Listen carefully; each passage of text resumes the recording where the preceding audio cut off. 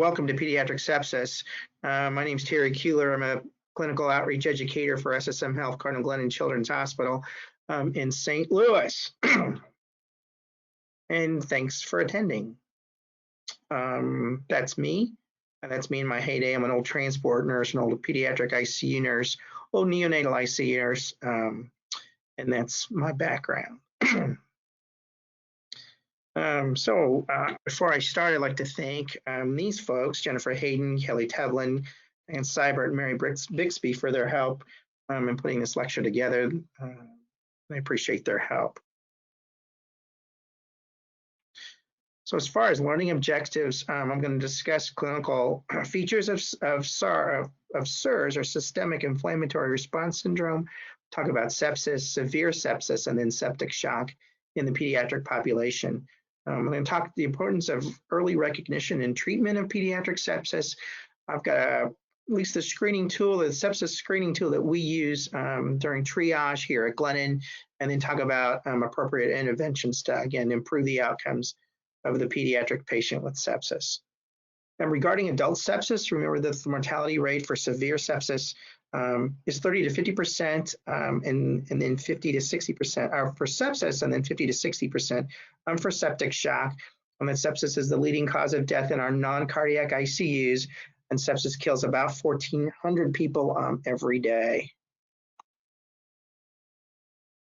So this is the continuum, or the sepsis continuum, that starts with SIRS, or systemic inflammatory response syndrome, progresses to sepsis, then can progress to severe sepsis, and then the endpoint being septic shock. So as far as SIRS, or systemic inflammatory response syndrome, this is a clinical response to a non-specific insult in the body. And these things can, and it certainly can be caused by trauma, by burns, by inflammatory disorders, by infection, by cancers, and the medication we give to our cancer patients, again, drives their white counts down, so it puts them susceptible to infection, multiple transfusions, and then pancreatitis. So SIRS is a precursor to sepsis. It's when the immune system triggers an inflammatory cascade. An attempt to repair the insult, again, it's an inflammation process, coagulation or clotting of cells, and then actually a fibrinolysis, which breaks down those clots. And when this is unregulated, again, it leads to destruction rather than actual repair. So as far as SIRS is defined in kids, and it's a temperature less than 36 degrees Celsius or greater than 38.5 Celsius. Tachycardia, again, with that said, just know what references you're using for your normal set of vital signs, not just heart rate, but certainly respiratory rates and blood pressures in kids. What is your resource that you use? Again, as far as respiratory status, so what's the respiratory mean rate? Greater than for age, or are they mechanically ventilated, required for an acute process? And then what their white count is doing. Remember, the two criteria must be present, one of which must be a normal temperature or white count. So remember with Broslow tapes, and if you're utilizing Broslow's tapes to get weights on kids, the Broslow tapes were designed for kids up to about 12 years of age, and then for a maximum weight of about 36 kilos. Remember that each color zone is the 50th percentile for weight, so half those kids are going to weigh more, half those kids are going to weigh less of what's on a Broslow tape. Do remember that with the 2017 version, that volumes were updated to your medications, to the medications that are listed on Broslow tapes. Just remember that you're using it correctly. EMS taught me, it says where that red arrow is, it says measure from this end. But in a crisis, or when you're trying, again, when you're in a hurry, you may not see that fine print. So EMS always taught me red to head. This is a mannequin. He's not stretched out all the way, and that the red arrow could be a little bit more higher. I can tell you in the mock codes that we're teaching, we're seeing a lot of this, where again, it's not measuring from red to head, and and then your doses can be inaccurate. If you don't use Braslo tapes very often, get another set of eyes on that just to verify. Hey guys, we're going. Hey guys, we're going with 5 kilos, or we're going with a gray versus, hey guys, we're going with a white.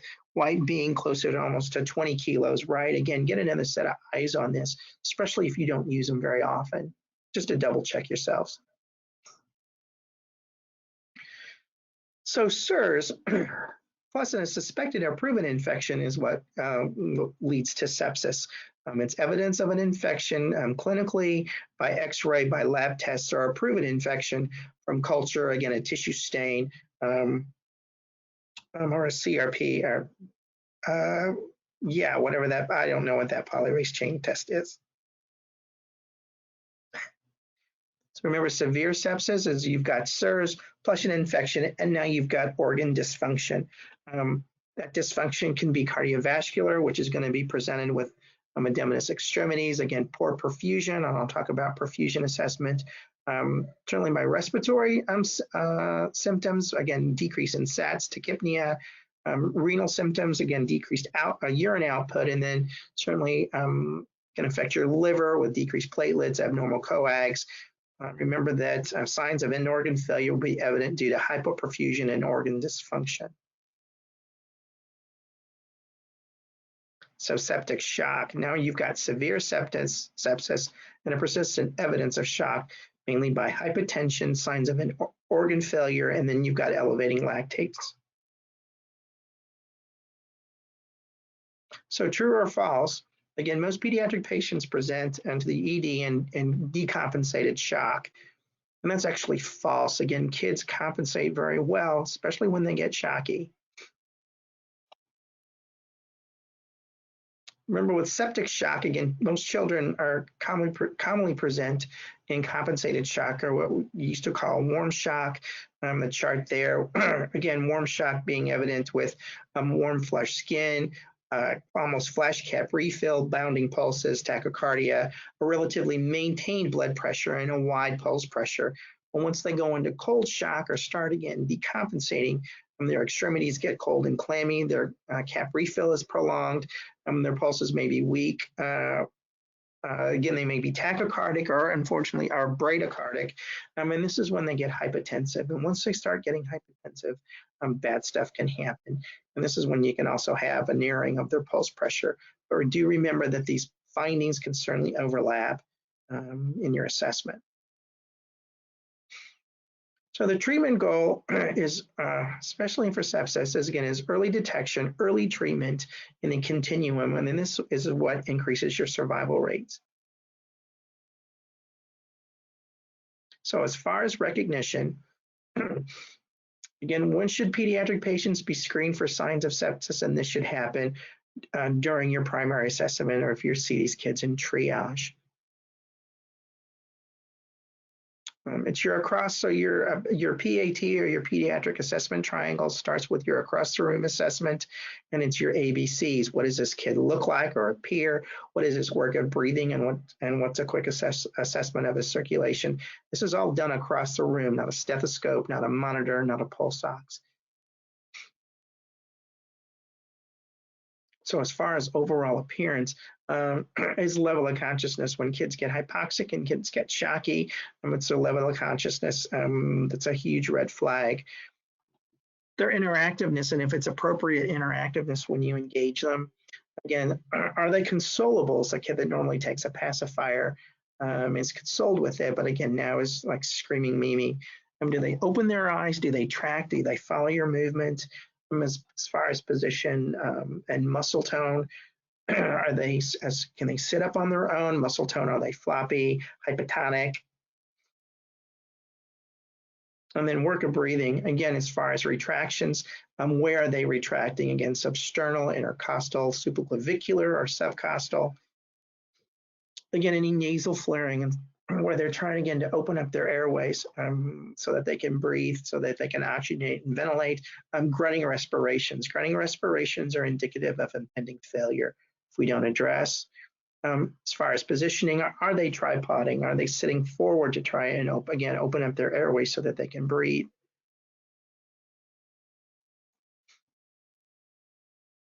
as far as airway sounds and what you hear. Do you hear anything audible? Do you hear audible stridor or audible wheezing? And then as far as circulation, again, what's the color? Are they pink? Are they pale? Gray ashen isn't pretty on anybody. Modeling, modeling is indicative of hypoperfusion. And what does modeling look like? I call it splotchy chicken wire. And then are they cyanotic? Are they acrocyanotic, blue hands and feet, or around the mouth? Any obvious petechiae or purpura is a huge red flag.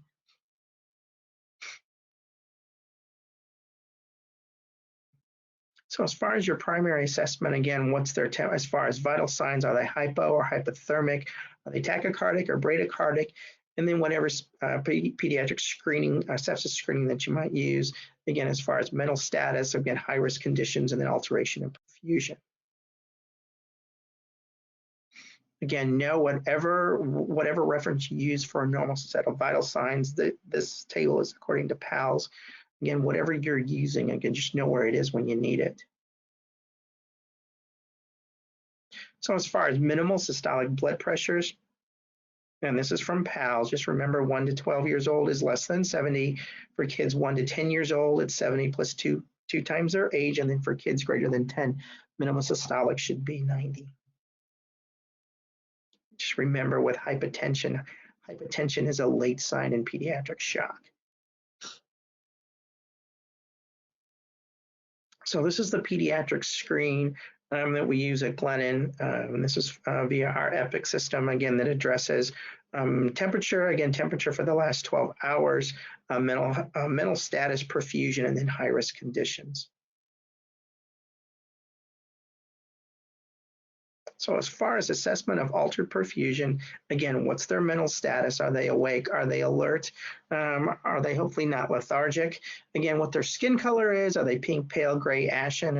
Are they modeling? Again, what's their skin temperature?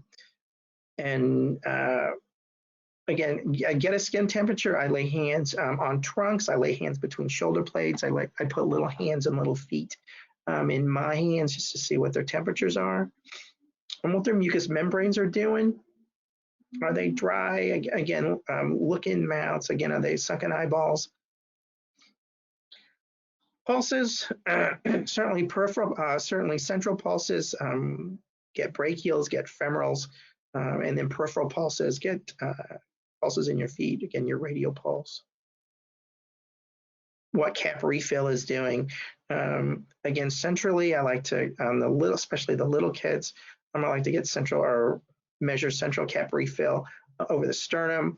Peripherally, I like foreheads, I like palms, and I like soles and soles of feet versus little toes and little fingers. I just like bigger surfaces. And then for the little guys, what their fontanelles are feeling like. Are they sunken? Are they dehydrated? And then certainly for the little guys, ask about diapers, again, indicative of urine output. So early identification and fluid resuscitation is associated with improved outcomes in shocky patients. Remember, resuscitation is also time sensitive, meaning that mortality increases the longer we wait, the longer we start therapy. That every hour of delay in antibiotic administration, again, decreases survival rates by almost 8% per hour. Again, pathogens can double in less than 30 minutes. A lot of folks are using ceftriaxone or Rocephin as first-line treatment. And you should remember that your clock starts, again, when the altered level of consciousness and abnormal vital signs are identified. So this is what's triggered at Glennon. Again, if they've got abnormal vital signs, again, an indicator first during the sepsis screening, and then this alerts our physicians to best practice alerts. So just remember the critical time points with sepsis is recognizing, again, altered mental status and perfusion, give them an oxygen, get access early, start your fluid bolus. Again, your fluid bolus is 20 mils per kilo. You can give those up to 3 times and then get antibiotics ordered reassess that. Again, are they responding to the fluid resuscitation, and then determine whether do they need to go on an intensive care unit? Does vasoactive drug therapy need to be initiated? So as far as a code sepsis, and this is the time parameters that we use at Glennon, again, within 15 minutes of arrival, they need to be identified as a potential for sepsis. A provider certainly sees that, and then antibiotics are ordered. Within 30 minutes, pharmacy will receive that order, verify it, mix it, and then get it to the ER. Within 45 minutes, again, the nurses completed whatever tasks while waiting for the antibiotics, which can include your fluid bolus and your blood cultures, and then antibiotics are hand delivered to where they need to go. Within 60 minutes, those antibiotics are administered. Again, any other tasks that might be necessary for the septic workup. Within 90 minutes, again, if they're given a separate antibiotic, that needs to be determined and given, and then continued interventions as the patient's condition dictates. So as far as vascular access and where to get access on kids. So typical sites, again, for peripheral IV access in kids, they include the back of the hands, and they include forearms. I mean, personally, I really like forearms IV because I don't need to board those, and kids can still have use of pretty much their whole arm as far as bending their elbows, have their hands accessible. Certainly anacubes, and then certainly in the feet, in the ankles, I like saphenous veins particularly. And then certainly access to scalp veins if you need to. Again, as far as veins in the feet, the first place I looked in my practice when I had a kid that wasn't walking yet, I'd always look for a saphenous vein. Again, the saphenous vein is lateral. It's a good place to start on the little guys that aren't walking yet.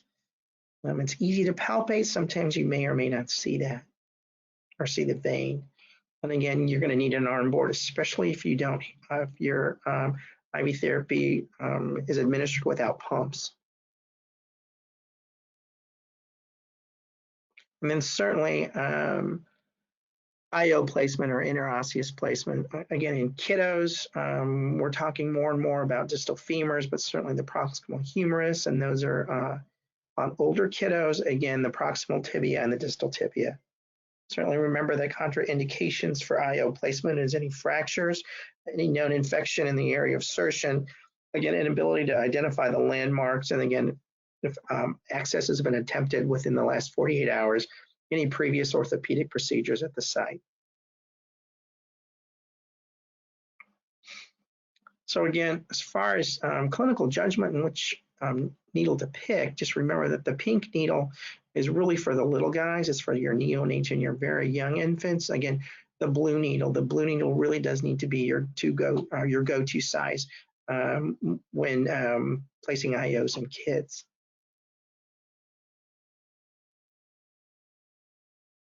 Again, everyone still loves the proximal tibial site. And remember, in kids, it's a finger breadth below the patella. Again, in medial, again, it's those flat, palpable bone. Again, it's easily palpable, which makes it a favorite site of most folks. And then distal femurs. Distal femurs are about a finger breadth above the kneecap and then slightly medial.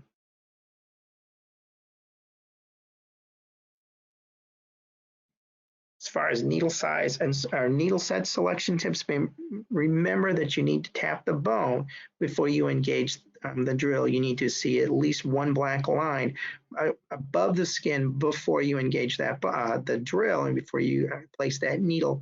If you don't see one of those black marks, and then your needle is too short.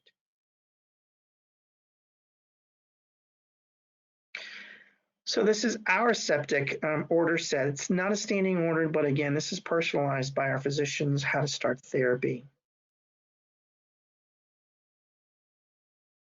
Other things to think about as far as monitoring and treating that can accompany shock, certainly hypoglycemia. Remember that your dextrose or your D10 administration is 5 mils per kilo. Any documented hypocalcemia, administer calcium gluconate or calcium chloride. They have a history of adrenal insufficiency, hydrocortisone. So as far as your clinical pathway, again, after your initial 60 minutes, if they've received 3 boluses of 20 per kilo with no improvement, your patient is in fluid refractory shock, and this is when vasopressors need to be initiated. Epi and epinephrine. Just remember with epinephrine that it affects the alpha and beta androgen receptors. It's indicated for cardiac arrest for bradycardia. Again, your concentration or your go-to concentration is your 1 milligram per 10 mils or your 0.1 milligrams per mil. Remember that on your epi boxes that the 1 to 10,000, they're going to discontinue labeling the boxes with that. So it's going to be labeled, again, your 1 milligram per 10 mils. And then your dose in kids is 0.01 milligrams per kilo, which equals, again, 0.1 mils per kilo. And again, that's your concentration of 0.1 milligrams per mil. Again, other vasopressors that you can use in shock, certainly norepinephrine. If you don't have norepinephrine available for a kid in warm shock, you can certainly initiate dopamine. And then for cold shock or hypotensive shock, epinephrine can be started. Again, you can certainly give dopamine at a higher rate. So remember, septic shock now is severe sepsis, persistent evidence of shock, that being hypotension, signs of an organ failure, and then your elevated lactate levels. Remember, the most common type of septic shock in kids is compensated, and kids compensate well and maintain their blood pressure as well. Evidence of an organ failure and can be seen by, again, altered LOC or confusion, again, tachypnea, decreases in your PaO2s, again, jaundice, increased liver enzymes or decreased albumin levels, by tachycardia. Now I've got hypotension. You've got advanced monitoring, certainly by altered CVPs. Again, renal failure or being oliguria, anuria, or increased creatinines. And then hematologically, again, a decrease in your platelets. Again, your PT-INR and your PTT being altered. Again, decreased C-reactive proteins and increase in your D-dimers. This is the start of metabolic acidosis. So as hypotension and hyperperfusion persists, everything shuts down. We don't control this, we don't reverse this. Your patients will go into multi-organ system failure. With the little guys, especially your neonates, again, for anybody less than 28 days of age, fever, or again, especially hypothermia is a true emergency. That some of these kids, these febrile neonates present in the ED, can have serious bacterial infections. And those infections can include B. strep, E. coli, and listeria. So as far as next steps that we're doing at Cardinal Glennon, the Pediatric Survival Sepsis Campaign is to be published soon. Again, we want to optimize fluid resuscitation. We want to partner with our other policymakers. Again, join the Children's Hospital Association sepsis collaboration. Again, get code sepsis to all EDs, and then eventually get this to the inpatient areas.